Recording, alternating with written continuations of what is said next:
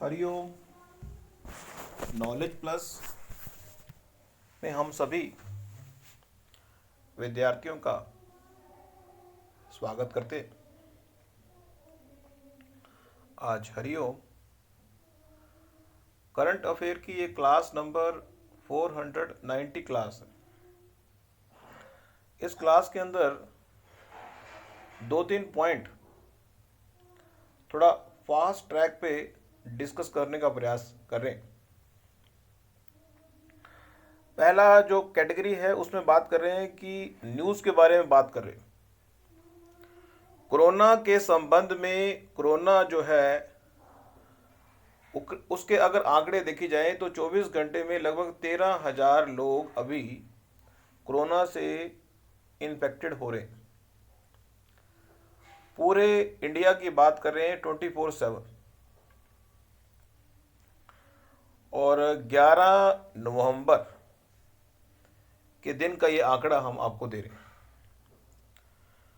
110 करोड़ लोगों को कोरोना का टीका इंडिया की गवर्नमेंट द्वारा या इंडिया के डॉक्टरों द्वारा या इंडिया के सोशल वर्करों द्वारा लगाया जा चुका है। राज्यपाल का और उपराज्यपाल का सम्मेलन 51 स्टार्ट हुआ।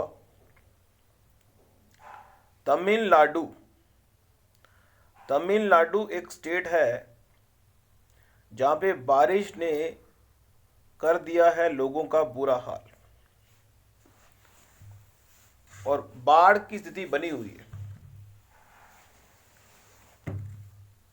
उसके अलावा छठ महापर्व 36 घंटे की तपस्या के बाद इस पर्व में महिलाओं ने बढ़ चढ़ के भाग लिया। अभी पद्मश्री अवार्ड राष्ट्रपति द्वारा इंडिया के लोगों को दिए गए। 119 लोगों ने समाज के लिए कुछ हट के किया तो उनको अवार्ड मिली।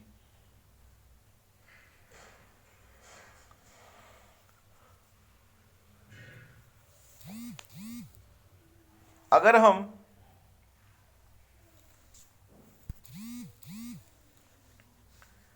कोरोना के रिकवरी रेट की बात करें तो 98.25 रिकवरी रेट हो गया। अगर एक्टिव केसेस की बात की जाए तो लगभग 1.40 लाख लोग एक्टिव हैं जो इस कोरोना की रोग से अपने आप को लड़ने का प्रयास कर रहे हैं। लेकिन फिर भी लगभग 3.3 करोड़ लोग इस वायरस से इंडिया के लोगों ने, इंडिया के डॉक्टरों ने, गवर्नमेंट ने बचा ली। बड़े गौरव की बात है। टोक्यो पैरा ओलंपिक्स के अंदर जिन्होंने भी उत्तर प्रदेश खिलाड़ियों ने कोई ऊंचा प्रदर्शन किया उनके लिए यूपी की गवर्नमेंट है, यूपी के जो हमारे मुख्यमंत्री हैं आदित्य योगीनाथ जी विशेष कृपा करने जा रहे हैं। उनको इनाम देने की बात है। काशी में एक प्रोग्राम हुआ जिससे कि लोगों ने बढ़ चढ़ के भाग लिया और गांधी जी के ऊपर वो प्रोग्राम समर्पित रहा। दूसरे पॉइंट पे हम आ रहे हैं जो करंट अफेयर के अंदर ही ले रहे हैं। जो बच्चे चार्टर्ड अकाउंटेंट का कोर्स करते हैं, अब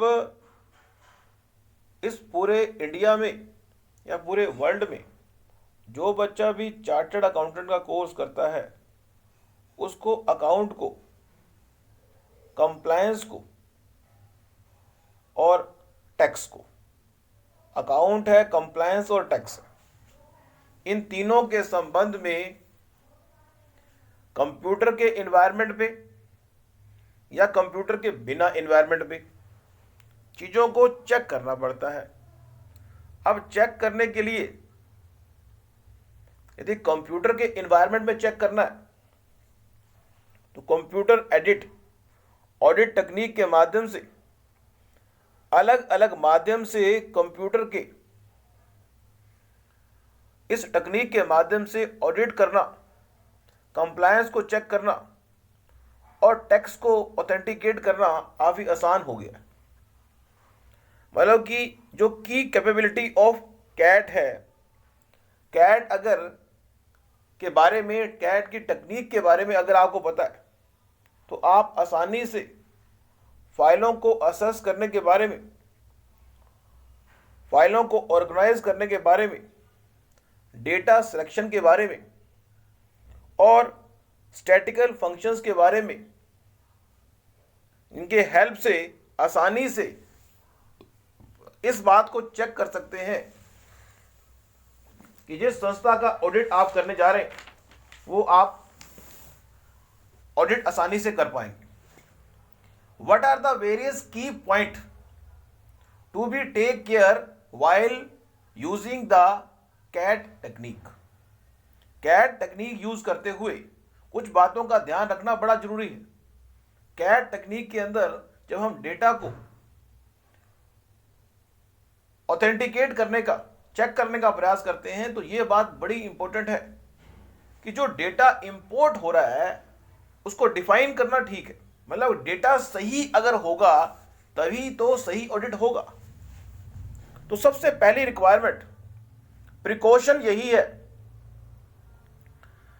कि कंप्यूटर में पड़ा हुआ डेटा या कंप्यूटर में कोई सॉफ्टवेयर, जिस कैट सॉफ्टवेयर से हम डेटा की ऑथेंटिकेशन कर रहे हैं, जिस सॉफ्टवेयर के बेस पे कर रहे हैं, जिसने उसको फिल्टर करना है, जब डेटा इंपोर्ट होगा और गलत डेटा इंपोर्ट होगा तो फिल्टर चाहे कितना ही पावरफुल क्यों ना हो, यदि जो इंपोर्ट हुआ डेटा पावरफुल ना हुआ, मीन्स इंपोर्ट हुआ डेटा यदि करेक्ट नहीं है तो उस स्थिति में ऑडिट भी करेक्ट नहीं होगा। दूसरा ये है कि वो जो डेटा इंपोर्ट हो रहा है उसकी रेलेवेंसी कितनी है, रेलेवेंट कितना है, कितने टाइम तक वो रेलेवेंट रहेगा। तीसरा ये कि उस डेटा के जो फील्ड है वो डिफाइन है। और चौथा ये है कि किस तरह से हम उस डेटा से एनालिसिस कर सकते हैं। अलग अलग मेथोलॉजी है, कैट टेक्निक को यूज करने के लिए अलग अलग मेथोलॉजी है जिसका हम प्रयोग कर सकते हैं। अब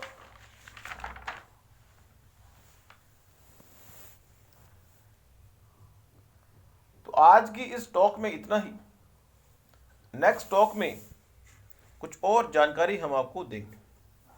thank you so much for listening and always supporting Hari Om Knowledge Plus.